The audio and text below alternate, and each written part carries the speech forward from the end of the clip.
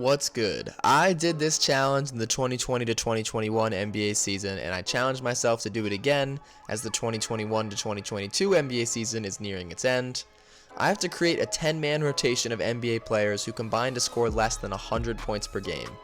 I also made a rule where each player has to play like 8 minutes a game, so I can't pick like 2 players averaging 3 points per game and run an 8-man rotation. You gotta imagine this is gonna be a pretty hard challenge considering the average NBA team is scoring 110.5 points per game. I'm also using NBA.com's official numbers as of March 26th. I don't think these lineups would work as the time I'm posting this, but I promise they worked as of March 26th. I believe the minimum games played to appear on this list is like 54 games or something like that, so players like Jimmy Butler, Draymond Green, and Paul George were ineligible for my lineups when I was making this list. I spent several hours tinkering with teams, and it was impossible for me to decide on just one. So I made 3, but I won't be a complete cop-out. I will at least rank them based on how well I think they're going to do. I'm making these teams based on what I think would work in the real-life NBA. I'll be taking these teams to 2K as well to see if any of them can win a championship, but my goal isn't to make a stacked 2K team by putting Jokic at small forward, Mitchell Robinson at power forward, and Capela at center, or something like that. It's things that would never happen in real life. So I'm going to start off with team number 1. I'm starting off with Steph Curry, who's averaging 25.5 points per game this season at the point guard position. Steph is a generational player. I mean, he's objectively the best shooter in NBA history. Even in what's a slight down year for his standards, he's shooting 38% from 3 on about 12 attempts per game. As a little fun fact, this is going to be the first season ever he shoots under 40% from 3, as long as you don't count like the 2019 season where he played like 5 games. He's also a pretty underrated facilitator in my opinion, and he's going to draw a lot of attention and gravity from the defense. For the starting wing positions, I'm going very budget in terms of points. I'm selecting Matisse Thybulle at 5.8 points per game, and John Conchar averaging 4.8 points per game. While being budget players, they both provide a specific dimension to this team. John Conchar has that Memphis hard-nosed mentality, and he's a lights-out three-point shooter, shooting 40.5% on the season on 2 attempts per game. That's as good as you're going to get for 4.8 points per game, I promise you that. And then everybody knows Matisse is an extremely talented on-ball defender. He's near the top of the league in steals and deflections per game, and he's going to be valuable to our team. If we can't score a lot of points, we're definitely going to need a great defense. For my starting bigs, I went with Jared Vanderbilt and my second superstar in the team, Nikola Jokic. I think the Joker is the perfect complementary piece to Steph Curry. Jokic commands so much attention on the block, he averages 10 post-ups per game and shoots 63% off of them. He's an insanely talented passer, improved defender, and a super efficient scorer. He can space the floor when necessary, which is important as this team doesn't have the greatest shooting, and will form a deadly pick-and-roll duo with Steph. Jared Vanderbilt is one of the best defenders I've seen in the NBA right now. He's a great cutter, he's a great off-ball mover, and he gobbles up boards easily. My only worry is that the starting lineup spacing will be kind of poor with Matisse Thybulle and Jared Vanderbilt, but we'll figure that out. The starting lineup uses 69.3 points per game, so we're only going to have 30.7 points per game left for the 5 bench spots. For the bench guards, I went with Delon Wright and Jalen Noel. Delon Wright only averages 4.5 points per game, but he's a veteran with a long history of being a good defender, good ball handler, and good 3-point shooter. Jalen Noel, on the other hand, is a high-volume yet efficient scorer. He averages 8.3 points per game, but he would be averaging 19 points per game per 36 minutes. He's also shooting with 48, 39, 79 splits, so like I said, efficient. We need someone to come off the bench and be a flamethrower, and he's the most budget-friendly player that fits that description. For the backup small forward, I selected Josh Green. He's only averaging 4.7 points per game. He's a budget-friendly option. He can defend. He's a spark plug that can, provide some energy for this team. He's young, so, he fits a role. And then for the backup bigs, I selected Kyle Anderson, averaging 7.3 points per game, and Dwight Howard, averaging 5.5 points per game. For the first backup big position, I was flip-flopping in my mind for several hours between PJ Tucker and Kyle Anderson. PJ Tucker obviously provides that toughness and that corner 3-point shooting, and Kyle Anderson's kind of a secondary playmaking, jack of all trades kind of power forward, but I finally settled on Kyle Anderson. He's been up and down from 3 in his career, so if he can shoot well, I'm really happy with this pick, but like I said, he's still a jack of all trades player regardless. Dwight Howard is the more prototypical big man defender who can get us some blocks and also some shots in the paint, even though he's definitely a little bit older at this point. I love the 2 stars on this team, the defense and the glue guys around them. My only concerns for this team would be a slight lack of size, no true intimidating shot blocker, and the tough spacing with Matisse Thybulle and Jared Vanderbilt in the starting lineup.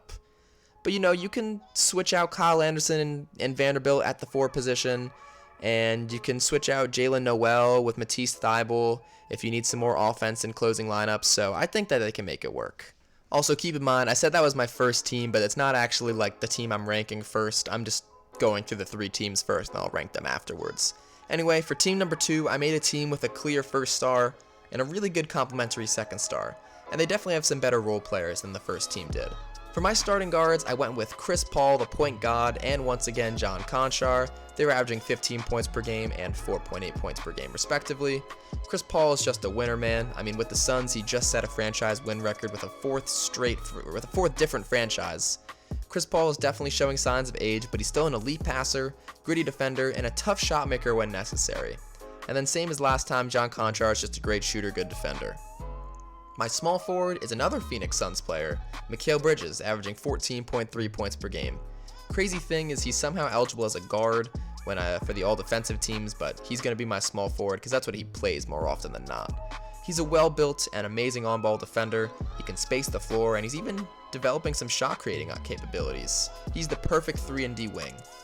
And then for my power forward is my MVP candidate of the 2022 NBA season. Bit of a hot take, but a generational talent, Giannis Antetokounmpo. I don't need to tell you how amazing Giannis is, but I will say it anyway. He's an MVP on both sides of the ball. He can create his own shot in the post, he can drive to the paint from the perimeter, and he's going to get plenty of easy looks from CP3. Because of his somewhat limited minutes, he only plays like 32.5 minutes per game. He's only averaging 29.7 points per game, 11.5 rebounds, 6 assists, a steal, and a block and a half per game. So yeah, I think he's going to be a solid fit on this team. Then finally at center, I got Mitchell Robinson. He's averaging a modest 8.4 points per game, but as a Knicks fan, I know that Mitchell Robinson is absolutely deadly in the paint. He's an amazing offensive rebounder, he's a vertically talented lob threat, an amazing shot blocker. The interior defense of Giannis and M-Rob, the perimeter defense of CP3, Conchar, and Bridges is going to be insane for the starting lineup's defense for this team. The forwards on my bench are also very capable at sliding in at the 4 position, so if Giannis needs to finish games at the 5 position for better spacing, he can do that. I really like this team. The starting lineup, this team is really good, so we only have 27.8 points per game to work with off the bench, so we're going to have to get really budget. For the bench guards, I got DeLon Wright and Matisse Thybulle again. I'm sorry, they just provide too much value at 4.5 points per game and 5.8 points per game. DeLon Wright's 38% 3-point shooting and Matisse's insane unorthodox defense are skills that are impossible to find with this amount of points per game. The bench wings, I have Josh Green again and Kyle Anderson again, 4.7 and 7.3 points per game. Like I said before, I don't love Josh Green as a big part of the rotation, but in limited minutes he can be a young gun, spark plug off the bench. Like I said, Kyle Anderson's jack of all trades. He can run the break, albeit slowly, make high IQ decisions on offense and defense, and hopefully he can shoot. And the backup big again is Dwight Howard, averaging 5.5 points per game. He's old, but he's going to be playing very limited minutes with Giannis and Mitchell Robinson getting most of the center minutes. In total, this team averages exactly 100 points per game. To be honest, this team doesn't have much of a weakness. They have several good to great shooters, several good to great defenders, an MVP, a championship winning first star, a high IQ playoff experienced second star. There's some weaknesses off the bench with Josh Green and Dwight Howard, but overall, I think this is my best team. Finally, team number 3 has a similar layout to the first team, but instead of a second star, I just opted for a really good first star and a team that's perfectly built around him. So for the first time, I don't have any superstar guards in my starting lineup. My starting guards are Tyus Jones at 8.3 points per game and DeLon Wright at 4.5 points per game. Tyus Jones is someone that I think is super underrated. He's a super underrated year and he's been turning it up recently. He's been one of the best players on the Grizzlies as they've continued to win without Ja Morant. In March, he averaged 10.5 points per game, 5.5 assists per game, and a steal on 45% 3-point shooting in only 23 minutes. I'm more than happy with him being our point guard for stretches of the game. And DeLon Wright, I've talked to you what he's also a good shooter, good ball handler, and good defender. I'm really happy with the starting guards. For the wings, I've got Mikal Bridges at 14.3 points per game again. No need to repeat my reasonings, he's the perfect 3-and-D glue guy. And my other forward is, in my opinion, 1B in the GOAT conversation, LeBron James. I had to make a team with LeBron to try to get him ring number 5, because he's definitely not going to get it this year, not even making the playoffs. He's a hefty price at 30.1 points per game, but LeBron is so valuable as a passer, scorer, and he just makes everyone better. So I'll spend my 30.1 points per game on the scoring leader at 37 years young. With all the spacing from the 1 to the 3, LeBron will thrive, I think, too. And then finally, my starting center is Clint Capela, 10.7 points per game. He's just a slightly better version of Mitchell Robinson for the center. LeBron's not providing much interior resistance at the 4 position, so needed a guy who can get a lot of boards and block a lot of shots at the 5 position. Plus, he's a big alley-oop threat from Tyus Jones or LeBron, so big bonus there. For the bench guards, I got Gary Payton II and Matisse Thybulle at 7.1 and 5.8 points per game. Gary Payton is not really a true point guard, but he can run it for a few minutes, and LeBron is pretty much going to be the point guard when he's on the floor anyway, so he doesn't need to be a prototypical point guard. His shooting has actually been okay this year, but he's really here for his defense. He's almost an all-defense caliber player coming off the bench, kind of like Matisse Thybulle was last year. So I think it just is important to platoon Matisse Thybulle and Gary Payton at the backup guard positions. They shouldn't share too much time in the backcourt together because the shooting of Gary Payton and Matisse Thybulle together is not great for your guard positions. For the bench wings, I got John Conchar and Kyle Anderson, averaging 4.8 and 7.3 points per game. I have used this Grizzlies duo before, and I'm going to do it again. You just don't find shooters like John Conchar averaging less than 5 points per game, or glue guys like Kyle Anderson that can help you win like that. And then finally, my backup big is Steven Adams, averaging 7.1 points per game. I actually got 4 Grizzlies on this team. And I'm not even a Grizzlies fan, I'm a Knicks fan, but they just have so many underrated guys who do more than the stat sheet shows. And you can see that, it's proven by how good they've been with and without Ja this season. Steven Adams is just an elite screen setter, he can gobble up rebounds, and he can make the right plays for the 18 minutes a game that Clint Capela is not playing. And that puts us right at 100 points per game. I'm curious to see how a team built well around LeBron can do, and what LeBron will average on this team. I think that this is probably my worst team, but, you know, I'm excited to see what LeBron can do. So let me know which one of these teams in real life you think would be the best, but I'm also going to take these teams to 2K to see what they think is going to be the best team. Alright, so we're going to start with team number 1, the first one that I described. I just made this team the Magic just so I could delete everybody on the Magic. I just feel like the league wouldn't really miss the Magic that much, so I think I've said the word Magic like 5 times already. So on to the Magic's lineup. You can see right here we're going to rebuild the rotations. I'll actually let you know when I have the final rotation. Alright, this is the final rotation. Steph's going to be getting 38 minutes a game. Matisse Thybulle and John Conchar and Jared Vanderbilt will be getting 28 minutes per game at the 2 through 4 positions. Jokic will be getting 38 minutes per game at the 5. Don't know why these guys are up here, but Kyle Anderson's going to be the 6th man, 22 minutes a game. DeLon Wright with 18, same as Jalen Noel. He's going to be like our scorer. DeLon Wright's going to be our backup ball handler. Kyle Anderson can kind of be like a secondary playmaker on the bench unit. Then we have Dwight Howard getting 12 minutes per game, just in the minutes that Nikola Jokic won't be playing, and then Josh Green will be getting 10 minutes per game as the other backup wing, I guess. So yeah, at the All-Star break, Nikola Jokic is the captain, Team Nikola, and his first pick in the draft was Steph Curry. Alright, we like to see the All-Star teammates right there, and at the, pretty much the trade deadline, we are fucking fantastic. I knew this team was going to be good. I mean, Steph and Nikola Jokic is an amazing duo, but we are 41-14. And the best team in the league by about 5 games already. So really, really good performance from the Orlando Magic so far. Let's look at our player stats halfway through the season. Yeah, this is about what I expected. It's a lot of glue guys and 2 stars. So we got Steph Curry averaging 34 and 6 per game on 53, 45, and 92% shooting. Nikola Jokic is averaging 32, 13, 9, and a steal and a half on 56, 39, 77% shooting. If we look at the 3-point scoring, that was something I was a little bit concerned about on a lot of these teams because with the low points per game totals that they have to have, a lot of them aren't great 3-point shooters, but Noel shooting 37, Kyle Anderson shooting 36%, which I'm really happy about. DeLon Wright shooting 43, John Conchar 37, Matisse Thybulle's shooting 25, so I'm not a fan of that. But even Josh Green is shooting 40% on limited attempts. And yeah, Nikola Jokic was the MVP back-to-back, I guess. 32 points, 13 rebounds, 9 assists, a steal and a half, 55, 39.6, and then 77% shooting from the free throw line.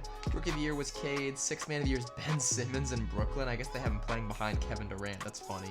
Giannis is DPOY. Tyrese Maxey most improved, and Jamal Mosley, coach of the Orlando Magic, 62-20. That's definitely the first seed. We also had Steph Curry on All-NBA first team, averaging 34-6, same as he was at the All-Star break. I don't imagine we had anyone else, so I'm just going to skip over this.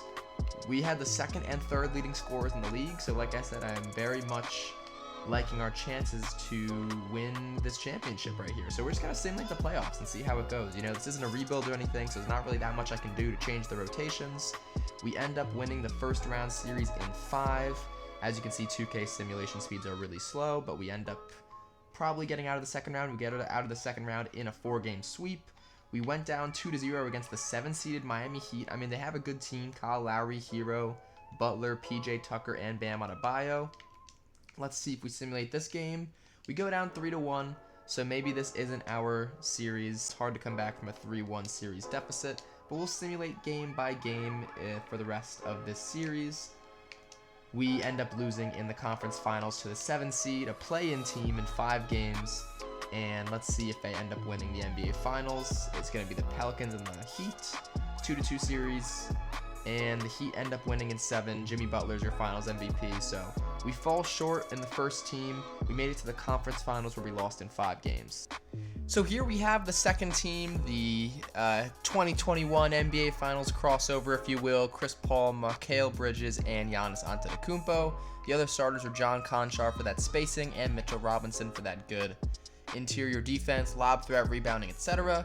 Kyle Anderson, DeLon Wright, Dwight Howard, Matisse Thybulle, and Josh Green round out the 10-man rotation.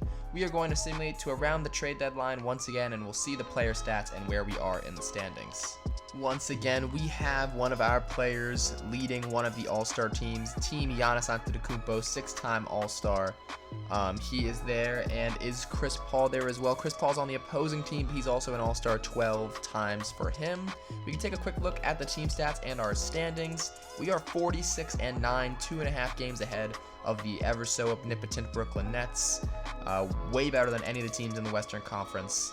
If we look at our season stats, Giannis Antetokounmpo is putting up an absolutely stellar season, 33.5, 12 and 6 with a block and a half, a steal, shooting 56, 33.3 from 3 is not terrible, and 68% from the free throw line is pretty good. You know, we'll definitely take those stats from Giannis. About 19 and 9.5 from Chris Paul and pretty good efficiency. Mikal Bridges averaging 13.5. Kyle Anderson's are also averaging 13.5. And shooting 40% from 3, so I'm really loving the Kyle Anderson pick right now. Mitchell Robinson averaging about 11 and 8 in some extended minutes, shoots 77% from the field. And then the rest of the team is doing really well, honestly, except for Matisse Thybulle and Iman Shumpert, who's apparently gotten a point and a half per game, shooting 0% from the field. Another simulation, another MVP for one of our players, Giannis averaging 35, 12, and 6 with a steal, a block and a half. 56% from the field, down to 32% from 3, but up to 70% from the free throw line. That is the most points anyone's averaged since like James Harden back a few years ago, which is pretty crazy. Cade's Rookie of the Year again. Ben Simmons is consistently coming off the bench, it seems, for the Brooklyn Nets. He's the 6th man of the year. Giannis also Defensive Player of the Year, so insane season from him. Tyrese Maxey most improved, and Jamal Mosley's Coach of the Year, 69 wins, which is nice, but I mean, it's nice on several degrees. That's a really nice record and a really nice number. Giannis Antetokounmpo is on the All-NBA first team. Did Chris Paul make an All-NBA team? It does not appear like he did, so only one All-NBA player. But for 69 wins, we'll take it. You know, the disrespect only makes us play better, apparently. Chris Paul ended up finishing about 19 and 9.5.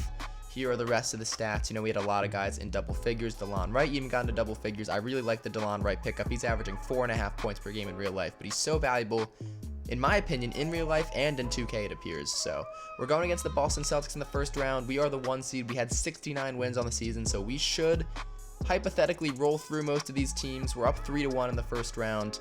They bring it to 3-2, but we end up winning in 6, which is a little scary. Next, we have the Miami Heat. I believe, I'm filming this like an hour later, I believe that they eliminated us in the conference finals in the first simulation, so hopefully we can get the best of them here. We win game 1, they win game 2, we win game 3, they win game 4, we win game 5, and we win game 6. We've won back-to-back series in 6 games, but this is going to be the series that is really hard. Kyrie Irving, Seth Curry, Eric Gordon's their small forward, Kevin Durant and Andre Drummond. We know that Ben Simmons is also coming off of the bench. Let me see if there's any lineup adjustments that I want to make. John Contra hasn't been great, so I'm going to take a few of his minutes away. I'm going to give DeLon Wright a few extra minutes because he's been really good. Thibault hasn't been great.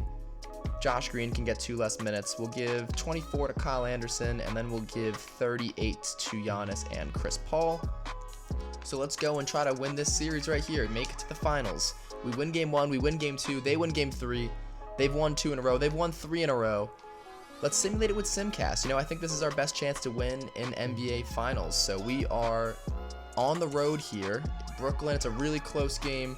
We're up by a few, we're up by 4, and then we end up winning in a very, very close game. In that game, Giannis had 33, 16, and 6. In the playoffs, he's averaging 38, 12, and 5.